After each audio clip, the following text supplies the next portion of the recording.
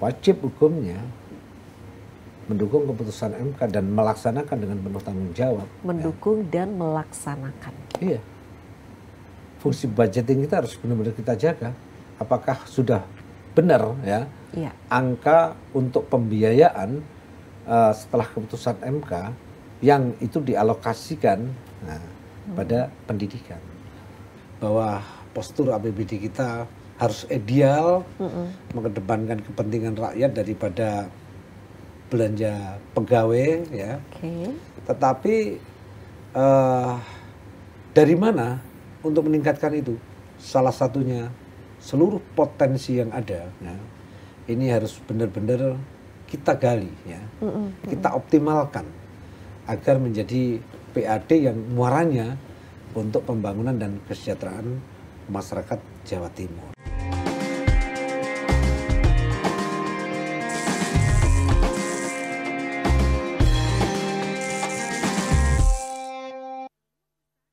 Assalamualaikum warahmatullahi wabarakatuh, dulur-dulur Jawa Timur. Senang sekali saya Mustika Ratna hadir menjumpai Anda dalam Jatim Channel Podcast DPRD Provinsi Jawa Timur. Dan tentu saja bersama rekan dari DPRD Provinsi Jawa Timur. Dan kali ini luar biasa sekali tamu saya, ada Bapak Haji Agus Wicaksono SOS, Wakil Ketua Komisi C DPRD Provinsi Jawa Timur, fraksi PDI Perjuangan. Pak Agus, matur nuwun ya Pak, sudah bersedia hadir. Ya, sama-sama. Dari Dapil Jatim 5, Lumajang, Jember. Begitu nje, Pak Agus ya. Bagaimana kemudian Pak, kalau kita bicara mengenai potensi Lumajang Jember pasti luar biasa. Ini nanti kaitannya dengan kita bicara soal pendapatan asli daerah, begitu ya. Meningkatkan PAD tanpa membebani rakyat, mungkinkah strategi optimalisasi pendapatan daerah? Lah ini loh dulur pertanyaannya. Meningkatkan PAD tapi tanpa membebani rakyat, mungkinkah? Kita nggak tahu nih jawabannya Pak Agus seperti apa. Makanya pastikan Anda mengikuti podcast terus begitu ya, sampai nanti selesai. Dalam Jatim Channel Podcast DPRD Provinsi Jawa Timur. Pak Agus, ini sebelum kita bicara PAD, sebentar Pak, itu masih agak berat Pak. Kita bicara yang ringan dulu aja deh. Pak Agus, kegiatannya apa kalau tidak ada sidang begitu? Atau mungkin kegemarannya, hobinya apa kemudian? Iya. Kan biar nggak sepaneng terus ya Pak. Jadi kita memang harus membagi waktu. Ya. Kapan kita harus melaksanakan tugas-tugas kelembagaan, kapan kita harus di lembaga, keluarga, betul. Kapan harus kita berbaur dengan komunitas hobi. Nah itu apa ya, kalau soal ngatur waktu begitu memang kita sulit. Sulitnya apa? Ya selain tugas-tugas di komisi, tugas-tugas di alat kelengkapan dewan yang lain, juga masih ada tanggung jawab sebagai pengurus partai di Jawa Timur. Jadi ya kita harus bisa-bisa dan pinter-pinter bagi waktunya, Mbak. Hobinya apa sih Pak Agus? Kalau saya hobinya itu motor. Ya. Tapi bukan moge, Vespa klasik. Wah, Vespa klasik. Ya, saya keren kesini tuh Pak. Pakai Vespa tadi. Oh iya? Iya, enggak bawa mobil. Karena jam 4 sih, kendaraan cukup padat. Betul, itu waktu-waktunya ini ya. Saya harus pakai motor. Harus bisa dan menyiasati. pilihan motornya adalah Vespa klasik. Vespa klasik? Iya. Wow, sudah lama ya maksudnya untuk penggemar Vespa klasik Pak Agus? Oh, mulai dari muda. Lo kan sekarang juga tetap muda. Oh begitu iya. Ya Bu ya pastinya. Iya. Konfirmasi nih. Iya. Kan selalu muda Pak Agus. Jadi memang suka ya. Jadi ada komunitas. Suka. Ada komunitas. Klasik. Itu sudah touring kemana aja Pak?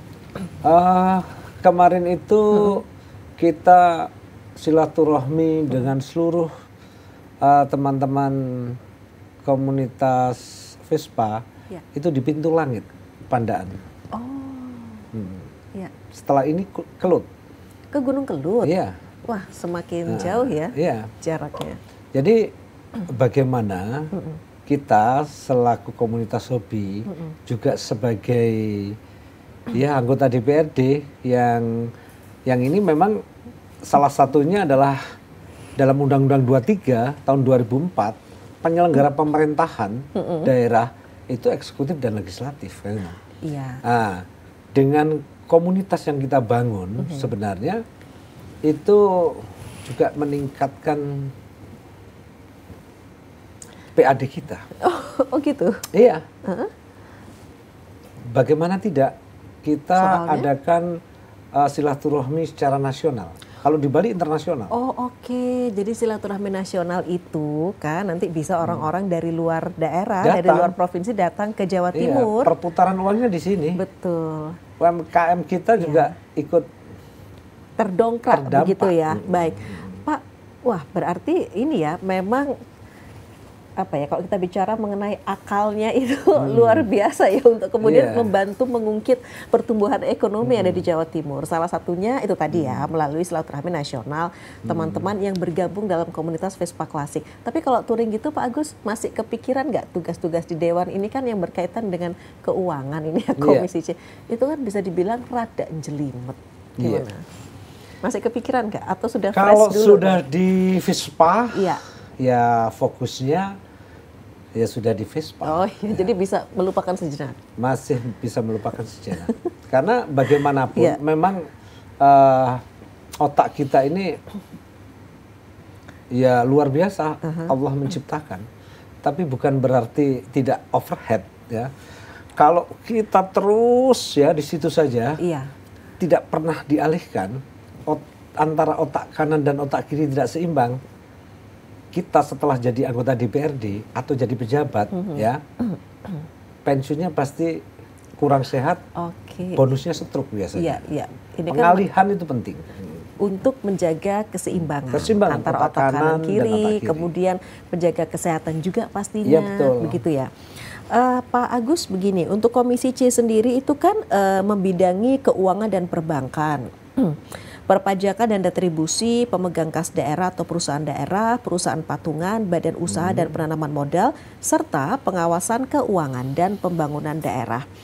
Tentu dibutuhkan orang-orang yang jeli dan cermat, apalagi ini bidang yang penuh godaan. Tantangannya di mana Pak Agus? Ya, tantangannya luar biasa. Maksudnya tantangan yang luar biasa dengan kondisi bangsa kita ya dan kondisi global Iya. ya. Hari ini kebijakan efisiensi anggaran sudah dilakukan oleh pemerintahan ini untuk penyesuaian ya. Bukan berarti negara ini minim anggaran enggak. Tetapi ada pengalihan yang menurut saya secara pribadi, secara awam menilai bahwa pemerintahan Pak Prabowo Mas Gibran itu sudah mulai memperkuat geopolitik dan geoekonomi. Oke. Maka itu pemerintah Provinsi Jawa Timur Iya. ya harus mengikuti. Sekali lagi harus mengikuti. Harus bisa menyelaraskan Bagaimana kita menyelaraskan. ya. Efisiensi anggaran oke, kita laksanakan ya. Tetapi semangat kita bagaimana terus meningkatkan pundi-pundi pendapatan yang ada di pemerintah Provinsi Jawa Timur. Tentunya sesuai kewenangan pemerintah Provinsi Jawa Timur. Iya, iya. Karena kewenangan pajak provinsi ya itu cuma nambah ya. Oh, oke. Kalau pajak hotel, restoran, Iya. reklame sampai pada itu apa? Pertambangan itu kan kewenangan daerah, mineral bukan logam. Baik, jadi memang harus kita tahu ya di mana kemudian kewenangan dari pemerintah pusat dan juga pemerintah provinsi seperti itu ya Betul. pastinya. Nah ini bicara soal PAD atau pendapatan asli daerah ini Pak Agus, bisa disampaikan nggak kepada dulur Jawa Timur ini? Seperti apa sebenarnya sumber-sumber dari PAD ini yang memang harus difahami begitu oleh dulur-dulur di Jawa Timur? Iya, jadi kontribusi masyarakat Jawa Timur luar biasa. Ya. Kenapa? Pendapatan asli daerah kita dari tertibnya warga Jawa Timur tiap tahun membayar pajak kendaraan bermotor untuk biaya balik nama kendaraan bermotor itu cukup luar biasa memberikan energi bagi kekuatan APBD kita. Total keseluruhan PAD kita, termasuk dari pajak rokok, terus pajak air mineral, pajak air bawah tanah, itu berkisar hampir 18 triliun. Yang sebelumnya itu di atas 20 triliun. Yang katanya orang mengatakan, mungkin pertanyaan ini belum disampaikan, Jawa Timur loss anggaran 4 miliar. Itu perlu saya sampaikan kepada warga masyarakat. Iya. 4 triliun ya, itu terkait dari pajak kendaraan bermotor. Iya. Ya kan, loss anggaran itu sekitar lebih kurang 4 triliun dari pajak kendaraan bermotor. Iya. Artinya begini Pak Agus, terkait loss itu mungkin harus dijelaskan juga nih. Iya. Selaku wakil rakyat Pak. Betul. Artinya supaya tidak ada salah persepsi di tengah-tengah masyarakat. Kenapa sampai kemudian 4 triliun? 4 triliun itu bukan angka sedikit loh Pak Agus. Betul. Gimana Pak Agus? Jadi sejak lahirnya Undang-Undang Nomor 1 tahun 2022 tentang pembagian keuangan pemerintah daerah dan pemerintah pusat, yang dulu seluruh pajak kendaraan bermotor itu semua milik pemerintah provinsi. Baik. Tapi begitu lahir Undang-Undang Nomor 1 tahun 2022 Jawa Timur provinsi itu mendapatkan 34%. 64%-nya itu untuk kabupaten kota. Itulah akhirnya kita kehilangan sekitar 4 triliun itu tadi. Oke, karena memang itu aturan yang memang dibuat. Yang dibuat oleh pemerintah pusat, dan kita harus melaksanakan. Gitu. Baik. Kemudian kalau kita bicara begini, anggapan dari masyarakat kalau saat pemerintah butuh uang itu justru yang kena getahnya itu rakyat, begitu ya. Sesuai tema kita hari ini untuk meningkatkan pendapatan asli daerah tanpa membebani rakyat, gitu. Mungkinkah gitu loh Pak Agus? Ada nada pesimis atau lebih tepatnya pertanyaan kalau boleh dibilang gimana? Warga yang baik itu warga yang taat akan pajak. Dan saya sangat bangga dan sekaligus apresiasi yang luar biasa terhadap warga Jawa Timur. Kalau melihat dari disiplinnya, taatnya membayar pajak, sehingga PAD kita sangat luar biasa dibanding provinsi-provinsi yang lain. Saya melihat dalam kinerja mitra kami itu hanya 15% yang tidak taat pajak. Hanya 15%. Hanya 15%. Dan pemerintah provinsi Jawa Timur dalam hal ini Ibu Gubernur itu selalu membuat policy, kebijakan untuk meringankan warganya dalam hal membayar pajak kendaraan bermotor. Baik. Tiap tahun itu selalu dilakukan pemutihan. Nah, kalau misalkan hari ini Bu Gubernur kita sering dibully bahwa kenapa kok tidak seperti Jawa Barat? Saya selaku warga Jawa Timur tidak setuju. Bukan kenapa Pak Agus? Yang pertama, kondisi bangsa ini dan kondisi secara global, keuangan secara global luar biasa hari ini, memprihatinkan. Yang kedua, pemerintah sudah melakukan kebijakan efisiensi anggaran. Yang ketiga, konsekuensinya adalah terlalu banyak loss anggaran. Ketika digratiskan total se-Jawa Timur, maka kita akan kehilangan kurang lebih 16 triliun. Terus apa yang akan kita lakukan untuk penyelenggaraan pemerintahan, untuk membiayai pelaksanaan pembangunan, termasuk dalam memberikan pelayanan publik kepada rakyat. Tapi kalau Pak Agus melihat itu sebenarnya sekarang seperti apa kondisi PAD di Jawa Timur? Mampukah kemudian untuk membiayai pembangunan tanpa ketergantungan dengan pemerintah pusat? Seperti apa Pak Agus?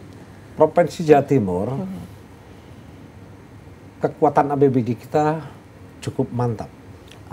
Dan saya yakin perjalanan 5 tahun ke depan yang sekarang ini sedang dirumuskan, sedang disusun rencana program jangka menengah daerah, RPJMD. Ya, karena bupati, wali kota, gubernur dan wakil gubernur setelah dilantik, ya, paling lambat 6 bulan harus ada RPJMD. Baik. Kebetulan ketua pansusnya saya. Oh, Bapak. Jadi jelas dalam RPJMD itu berisi tentang visi misi, program dan agenda Bukoviva dan seluruh jajaran pemerintahan ini 5 tahun ke depan. Bagaimana Jawa Timur ini menjadi gerbang Nusantara baru. Iya. Nah, artinya apa? Ada ruang publik, ada ruang ekonomi yang akan diciptakan oleh pemerintahan ini. Melalui penguatan modal yang dilakukan oleh pemerintah pada UMKM kita. Hari ini ya, seluruh perbankan kita ya, tidak hanya profit oriented ya, tetapi bagaimana bisa memberikan pemberdayaan terhadap UMKM kita melalui permodalan yang ringan. Tapi saya selalu ngeritik. Apa tuh Pak kritikannya? Apa kritikannya? Bank Jatim itu suku bunganya cukup tinggi gitu loh. Artinya memberi akses permodalan tetapi suku bunganya tinggi gitu ya. Nggak boleh. Betul. Bagaimana kemudian bisa meringankan begitu ya Pak? Betul. Bicara soal Bank Jatim dan teman-temannya yang merupakan BUMD Provinsi Jawa Timur. Tentu mereka juga berkontribusi Pak Agus untuk meningkatkan pendapatan asli daerah di Provinsi Jawa Timur. Bagaimana kondisi BUMD di Jawa Timur? Ya, jadi semuanya berkontribusi terhadap PAD kita. Iya, salah satunya dari sisi BUMD-nya. Iya, tetapi saya melihat ini belum maksimal. Belum maksimalnya di BUMD, artinya begini, dari BUMD yang ada, kondisinya sekarang seperti apa yang dikatakan belum maksimal itu? Yang pertama, antara aset dan fasilitas ya, yang diberikan oleh pemerintah daerah melalui APBD kita, itu belum seimbang dividen yang diberikan kepada pemerintah. Baik. Sumbangan PAD-nya cukup kecil gitu loh. Iya, masih belum mencapai target begitu? Iya, begitu. Ya. Jadi tidak sebanding gitu loh dengan modal yang diberikan oleh pemerintah APBD provinsi kita. Gitu. Kalau Bank Jatim, saya pikir cukup lumayan besar memberikan dividen. Kalau dibilang Bank Jatim ini dari provinsi yang lain ini paling oke. Iya. Penyumbang PAD-nya, dividennya. Tetapi kenapa menurut saya kurang maksimal? Ya masih terjadi fraud di internal Bank Jatim. Salah satu contoh itu terjadi kredit fiktif yang terjadi di cabang Jakarta. Betul. Ini terkait dengan kasus kredit fiktif Bank Jatim hingga ratusan miliar. Seperti apa evaluasi dari teman-teman di Komisi C ini Pak Agus? 569 miliar ya kerugiannya. Jadi sebenarnya pengawasan internal di Bank Jatim ini harus diperkuat. Analisis kreditnya juga harus begitu. Rekrutmen sumber daya manusianya, kalau mau menjadikan pimpinan cabang itu ya bukan sekedar karena orangnya kan itu, tapi ya memang harus cinta banget terhadap profesinya dan cinta banget terhadap Jawa Timur. Jadi supaya lebih ngeblend gitu ya, Iya. lebih menyatu gitu. Karena fraud ini bukan hanya terjadi satu kali ini, setiap tahun. Dengan begini Pak, kejadian itu setiap tahun, artinya berulang. Selalu ada case atau kasus seperti itu. Seperti apa sih kemudian suara dari teman-teman Komisi C? Artinya begini, menyikapi hal itu. Mitra Komisi Mitra C kita. kan. Tapi bagaimana sebenarnya komunikasi yang selama ini terjalin? Ya, kita sering mengadakan rapat kerja dengan direksi, dengan direktur, dengan komisaris kita undang, dengan seluruh sumber daya manusia yang cukup kompeten di situ. Tapi memang tidak ada perubahan. Oke. Maka sebenarnya dengan kejadian di DKI, cabang DKI, sebenarnya kita sudah mengeluarkan rekomendasi dan rekomendasi itu sudah ditindaklanjuti oleh Ketua DPRD Jawa Timur. Jadi sebenarnya itu wajib hukumnya pemerintah daerah mengevaluasi atau menjalankan rekomendasi yang dikeluarkan oleh lembaga Dewan Perwakilan Rakyat Daerah Provinsi Jawa Timur. Oke. Ini kita Itu minum bentuk dulu fungsi Pak, biar pengawasan. adem Pak Agus. Siap. Iya, soalnya kalau bicara itu lama-lama rada ini ya Pak, jadi adem dulu. Pak, berarti gini, kalau pihak eksekutif nih, pemerintah Provinsi Jawa Timur kan memang bertekad dan berkomitmen untuk selalu mengevaluasi, memperbaiki kondisi BUMD apapun itu, begitu ya. Dukungan dari Komisi C gimana Pak Agus? Komisi C dalam hal ini ya seluruh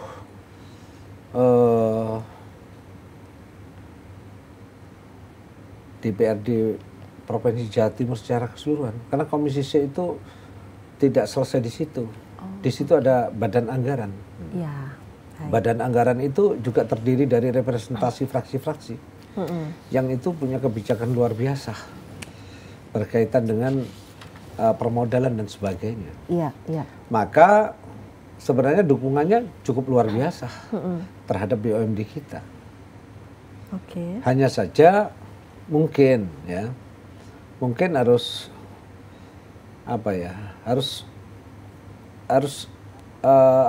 sumber daya manusianya saya pikir ya oke saja, tetapi memang belum dimaksimalkan seluruh potensi seluruh potensi yang ada di Jawa Timur. Kita misalkan punya air mineral yang cukup luar biasa ya.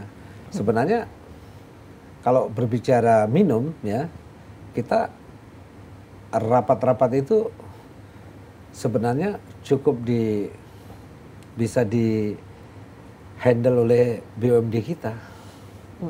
Seluruh pemerintahan ini diinstruksikan untuk air mineral yang bersih, sudah selesai. Iya, karena kan ada BUMD terkait air bersih juga ya Pak di Jawa Timur. Potensinya luar biasa. Apakah artinya ini Pak masih ada beberapa potensi yang belum tergarap secara maksimal? Ada bidang-bidang yang mungkin masih harus kita perhatikan lagi, mungkin bisa memberikan potensi besar begitu untuk menyokong pendapatan asli daerah Jawa Timur. Iya, betul. Jadi memang dari sisi bersaing dalam bisnis memang luar biasa. Tapi kita tidak boleh pesimis. Artinya kalau biasanya orang mengatakan badan usaha milik daerah ya, baik milik kabupaten, kota maupun Jawa Timur, BUMN juga ya, itu kan juga dikritik. Nggak pernah punya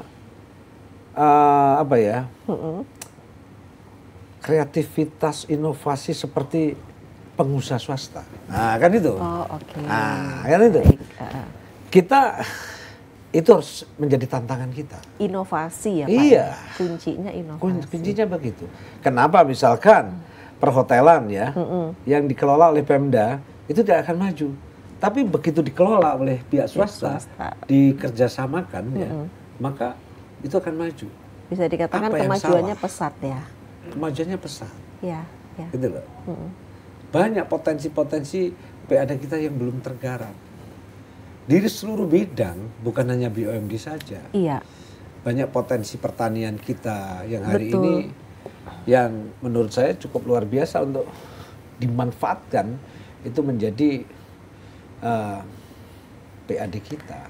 Nah, termasuk salah satunya potensi pariwisata juga ini, Pak Agus. Bapak kan dengan komunitas Vespa klasik suka touring. Iya. Sambil mungkin menginventarisir seperti apa potensi pariwisata yang belum begitu tergarap optimal. Gimana, Pak? Iya.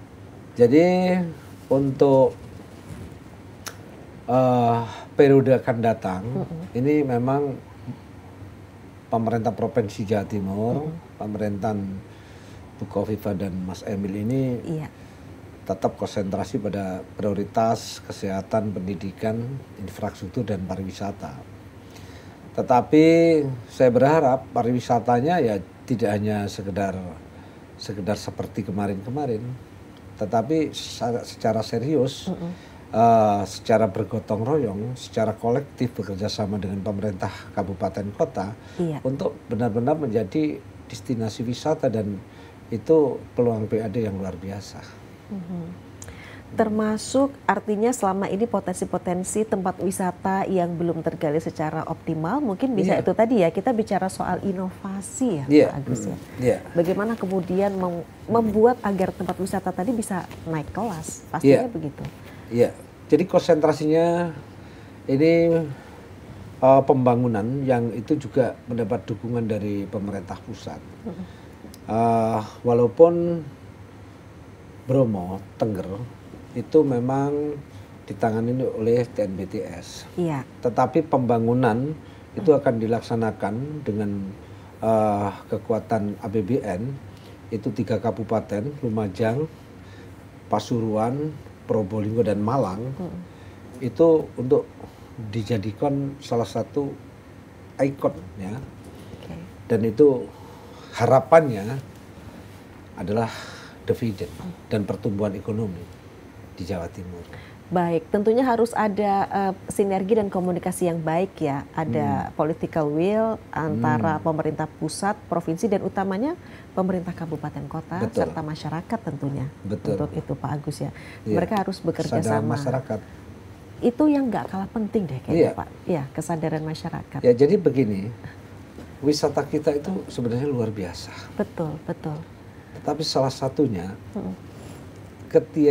tidak ada kesadaran masyarakat. Jadi potensi itu ada ya. Kemudian pemerintah peduli dengan pembangunan infrastruktur dan akses lainnya ya. Tetapi kadang-kadang warga masyarakat ini belum dididik ya. Untuk menjadi tuan rumah yang baik di sana. Serta menjadi tuan rumah yang baik tuan rumah yang baik dan pemandu wisata. Betul, pemandu wisata. Mbak.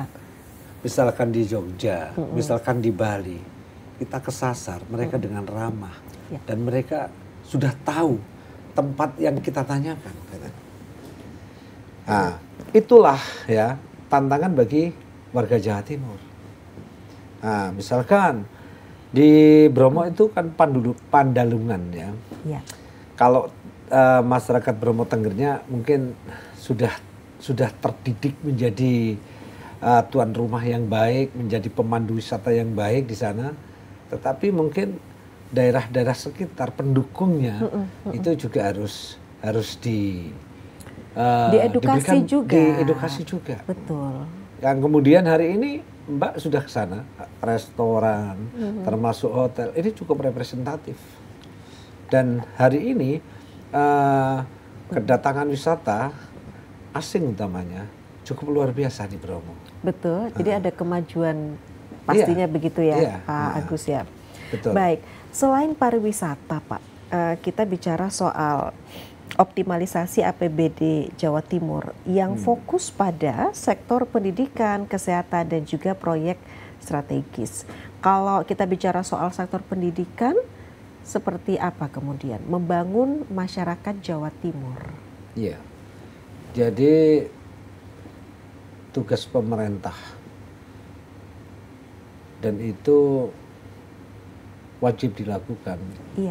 yang mencerdaskan kehidupan anak bangsa. Yang pertama, dari kekuatan APBD kita yang mencapai 34 triliun, 20% lebih itu teralokasikan untuk pendidikan. Ya. Namun, ya, memang masih menyisakan persoalan dan masalah di bawah. Kadang-kadang banyak orang menyampaikan bahwa saya selaku wali murid, ya, itu orang tua itu masih terbebani dengan pendidikan yang masih dianggap mahal, kan itu. Nah, kemarin ada keputusan MK. Iya. Jadi pemerintah Provinsi Jawa Timur harus siap melaksanakan itu. Bagaimana menyiapkan, ya, generasi-generasi kita, dan itu juga pembiayaan, ya. Maka tidak hanya sekedar siap, tapi dibuktikan dengan APBD kita yang harus kita alokasikan ke sana semenjak keputusan Mahkamah Konstitusi kemarin. Tapi begini loh Pak Agus, kalau kita bicara mengenai putusan MK atau Mahkamah Konstitusi kemarin, seperti apa kemudian ke depan terkait dengan penganggaran? Artinya jangan sampaikan kemudian ini membebani begitu loh. Baik itu APBN, utamanya APBD kalau kita bicara di level provinsi begitu ya, kabupaten kota. Ada kan masih pihak yang meragukan, mampukah kemudian kita bicara bahwa APBN atau APBD ini melaksanakan putusan MK? Kita bicara keterbatasan anggaran atau alokasi anggaran begitu Pak? Tidak boleh, itu kebutuhan dasar. Jadi seluruh penyelenggara pemerintahan, gubernur, wakil gubernur, dan kita 120 orang anggota DPRD dari seluruh partai yang ada, wajib hukumnya mendukung keputusan MK dan melaksanakan dengan penuh tanggung jawab. Mendukung dan melaksanakan. Iya. Fungsi budgeting kita harus benar-benar kita jaga.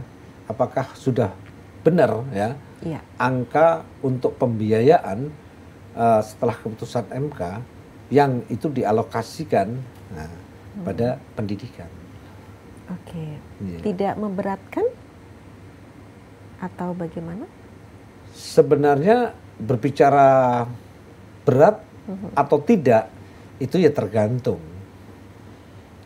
goodwill kita. Kalau itu memang perintah konstitusi, mau tidak mau harus dijalankan. Dan memang bagaimana kebutuhan dasar akan pendidikan itu benar-benar dilaksanakan oleh pemerintahan ini. Bagaimana menciptakan generasi-generasi cerdas, ya, dengan memberikan pendidikan yang berkualitas, ya, dan tidak membebani orang tua siswa. Baik, artinya memang benar-benar memberikan pendidikan yang merata, pendidikan berkualitas itu yang merata bisa dinikmati oleh siapapun. Tidak kalah penting juga atau menjadi perhatian kita juga saat ini adalah MBG atau makan bergizi gratis, Pak Agus. Penganggaran MBG itu sendiri seperti apa? Atau perhatian ini terkait MBG ini sendiri bagaimana kalau teman-teman Komisi C? Jadi untuk makanan bergizi gratis itu ya memang kita anggarkan di APBD kita. Untuk tahun 2008 kemarin kalau nggak salah sekitar 800 miliar. Terkait MBG itu. Ya jadi begini Mbak, APBD kita itu tidak hanya berisi tentang pikiran-pikiran kita, ya, tetapi harus sinergi dengan pemerintah pusat. Pemerintah pusat apa programnya yang menjadi tujuan dari penyelenggaraan pemerintahan secara nasional itu ya harus diikuti. Jadi itu tadi kalau kita bicara terkait sinergi. dengan keselarasan, kemudian sinergi begitu ya. Karena Pak kita Agus, ya. hari ini juga masih banyak ketergantungan. Kekuatan APBD kita ya, itu masih ya ditopang oleh APBN. Oke. Belanja pegawai dan sebagainya Ya, gitu. ya. Termasuk infrastruktur, termasuk ketika sudah perintah bahwa ada makan bergizi gratis, ya kita harus siapkan, kabupaten kota harus siapkan. Dan dari kekuatan APBD kita 34 triliun, saya pikir ya tidak terlalu membebani, bisa dilaksanakan. Bisa dilaksanakan. Bisa dilaksanakan. Baik. Nah, ini kaitan kemudian kebutuhan dasar itu kan pendidikan, kemudian kesehatan ya Pak Agus ya.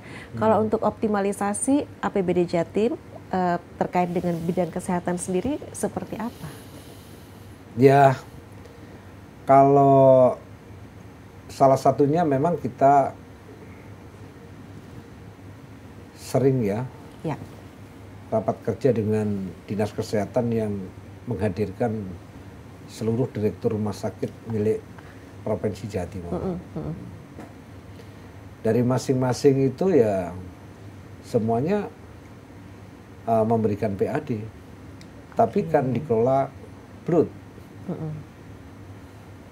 Jadi ya uang mereka yang dihasilkan dari pelayanan di rumah sakitnya itu kembali ya untuk meningkatkan pelayanan di sana, untuk bangun apa, untuk beli alat kesehatan, untuk ini, untuk ini.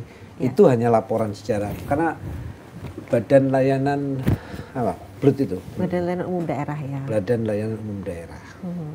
Jadi seperti Dokter Sutomo itu ya menyampaikan tiap tahunnya itu dividennya sekian, setelah itu dikembalikan untuk ini kan. Memang repot ya Mbak, kita menekan untuk rumah sakit PAD yang tinggi. Nah, nanti rakyat yang jadi korban kan gitu, takutnya begitu gitu. Ya sudah, yang penting standar pelayanan ya terhadap masyarakat ini harus bagus. Mungkin kecepatan juga seperti apa menangani ketika masyarakat ada keluhan. Jadi kecepatan dan juga ketepatan tindakan pastinya ya. Betul. Pak Agus itu juga sangat dibutuhkan. Pak gini, kalau kita bicara soal pembangunan fasilitas kesehatan, kemudian pembelian juga alat-alat kesehatan yang memang dibutuhkan oleh masyarakat. Tentunya kemudian itu juga menjadi perhatian dari teman-teman Komisi C. Bukan, itu Komisi E sudah. Kita hanya laporan pendapatannya. Lebih kepada laporan pendapatannya. Ya, untuk peruntukannya itu di Komisi E.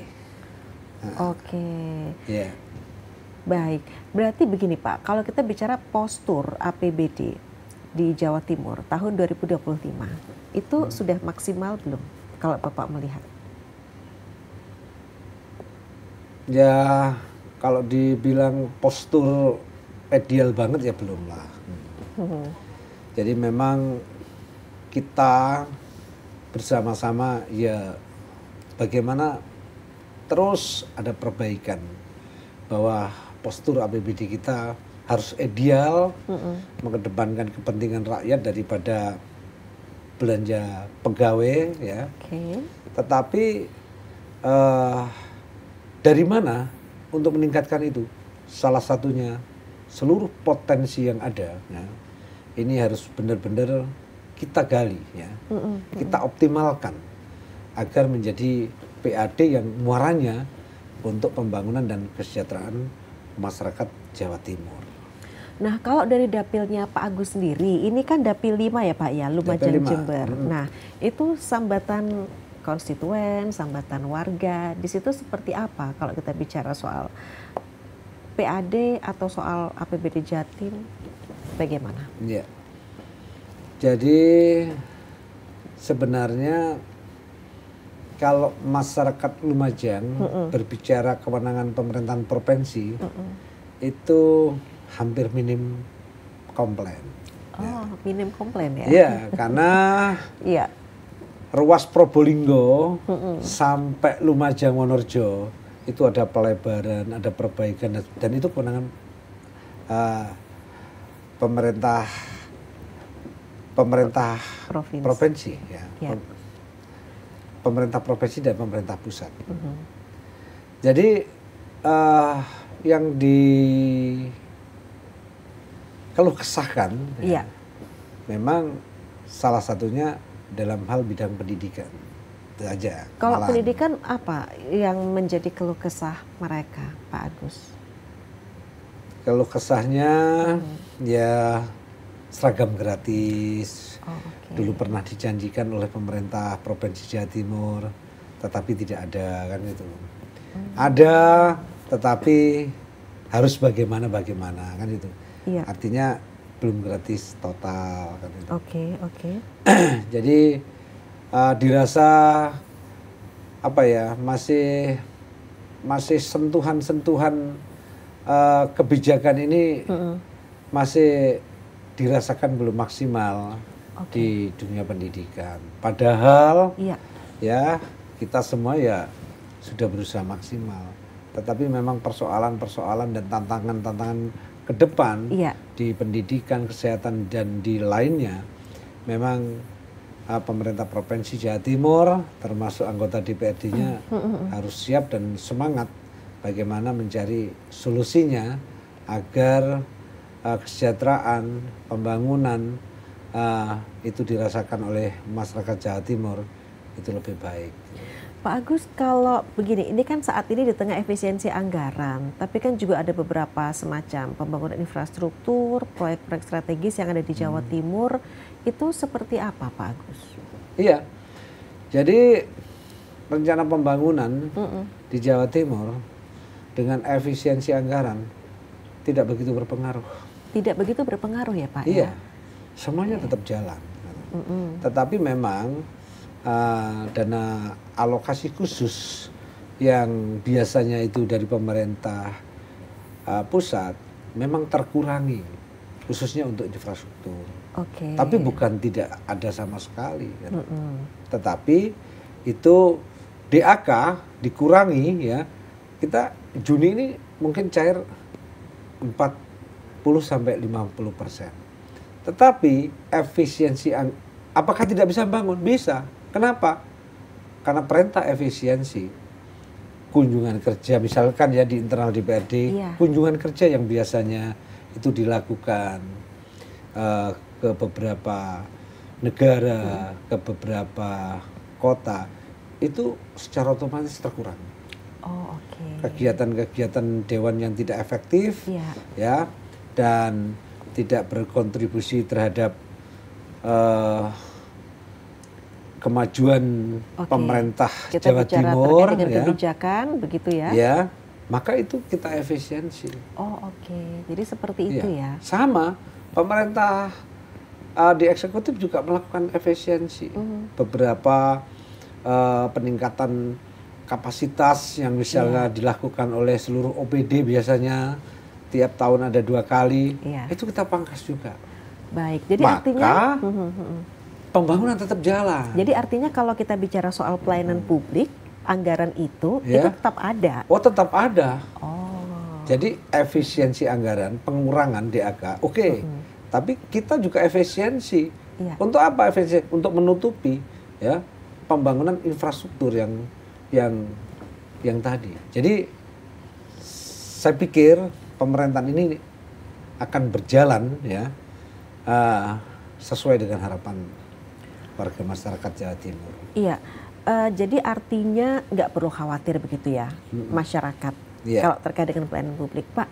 Tadi kita bicara melanjutkan di awal tadi kan sempat terkait dengan Lumajang Jember, itu kita bicara potensi pariwisata, kemudian kita bicara potensi hasil kekayaan alamnya begitu ya, itu kan juga luar biasa. Ini seperti apa kemudian Bapak kan dari Dapil Lumajang Jember, artinya memaknai untuk bisa memaksimalkanlah PAD begitu dari itu tadi sumber-sumber yang mungkin belum terlalu tergali secara optimal, Pak Agus. Betul. Kita itu punya yang namanya Semeru. Ya. Dan pasir Semeru itu terbaik nasional. Bahkan untuk pembangunan tol, wajib hukumnya pakai Semeru atau Merapi. Standar itu. Itu standar. Iya, standarnya begitu. Tetapi ya ternyata belum dikelola dengan baik menurut saya. Oke. Dari sisi perizinan ya kadang-kadang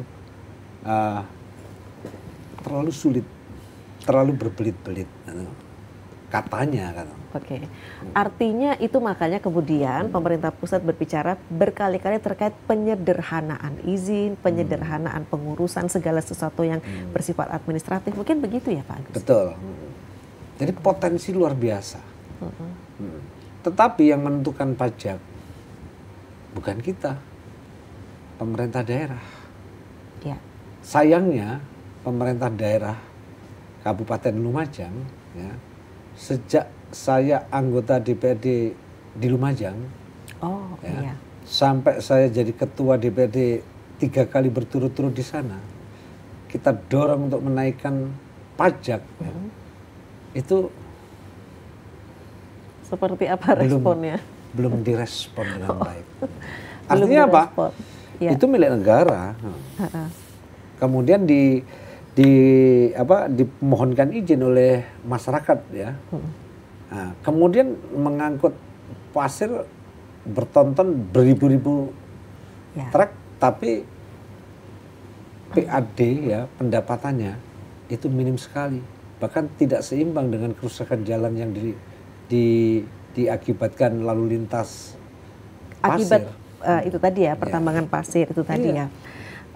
Artinya begini, itu kan kekayaan dari Kabupaten Lumajang loh. Iya, betul. Yang seharusnya kan bisa untuk menghidupi ya kan masyarakat Kabupaten Lumajang. Jadi harus menjadi berkah. Saya contohkan, saya yang memimpin waktu itu. Datang ke Karangasem. Karangasem itu saya tanya, PAD terbesarnya dari mana? Apa dari pariwisata karena di Bali? Enggak. Dari pasir. Dari pasir? Iya. Pasirnya, berbicara pasir secara kualitas dan kuantitas, nggak ada apa-apanya dengan Lumajang. Tetapi pendapatannya jauh, gitu loh. Kenapa pendapatannya jauh? Mereka pajaknya 100 ya, per ton. Kita hanya 20.000. Mulai Bupati pertama Haji Ahmad Fauzi sampai hari ini. Baik. Padahal kalau nggak salah itu Undang-Undang Minerba tahun nomor 9 tahun 2004, pajak galian C ya itu secara bertahap, secara periodik itu harus dinaikkan. Tapi hari ini saya lihat masih belum. Mungkin kemudian nanti ada intervensi dari teman-teman atau dari yang dapilnya seperti Pak Agus Lumajang Jember untuk kemudian berkomunikasi. Ya itu tadi, mungkin ada kekhawatiran, ada persepsi masyarakat. Baik. Wah, Bupati ini menaikkan pajak pasir. Padahal yang menikmati pasir itu bukan orang Lumajang dan Jember. Justru yang banyak itu orang Surabaya dan luar kota. Dari luar wilayah itu ya Pak yang lebih banyak menikmati. Kalau masyarakat Lumajang bangun mungkin cuma 3 truk. Tapi kalau yang keluar ya itu ribuan truk. Siapa yang diuntungkan? Ya pengusaha di luar kota menurut saya. Baik, faktanya seperti itu ya Pak Agus. Pak Agus, ini kalau kita bicara, berbagai potensi yang memang harus digali ini bukan komisi C lagi saya ini, keseluruhan saya ini. Dan itu 1 jam itu nggak cukup Pak Agus. Nanti akan kita lanjutkan di podcast-podcast selanjutnya begitu ya. Apa kemudian hal menarik lagi yang harus dilakukan untuk semakin meningkatkan PAD di tengah tantangan yang kompleks begitu ya Pak ya saat ini ya.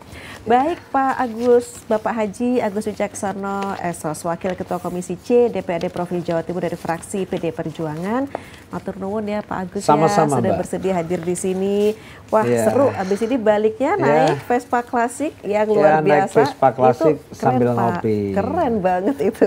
Saya mohon juga JTV ngundang saya lagi. Nah, Oh pasti dong, jangan khawatir. dengan isu yang Betul, dengan strategis isu dan yang dibutuhkan informasi maupun edukasinya untuk warga masyarakat. betul, pastinya juga Kita seperti bukan apa untuk mendukung untuk kebijakan Pemprov Jatim pembenaran, juga. Iya, iya. Tapi tujuannya untuk perbaikan bersama. Baik, itu Bukan semangat karena kita. suka dan tidak suka, tapi kita cinta Jawa Timur dan cinta Gubernur dan Wakil Gubernur Jawa Timur, termasuk utamanya warga Jawa Timur. Baik, Pak Agus Wicaksono, terima kasih ya Pak ya. Iya. Dan baik dulur Jawa Timur, demikian tadi perbincangan kami dengan Bapak Haji Agus Wicaksono SOS, Wakil Ketua Komisi C DPD Provinsi Jawa Timur dari fraksi PD Perjuangan Dapil Jatim 5 Lumajang Jember. Sampai di sini Jatim Channel Podcast DPD Provinsi Jawa Timur kali ini dulur, sampai berjumpa. Saya Mustika Ratna. Wassalamualaikum warahmatullahi wabarakatuh.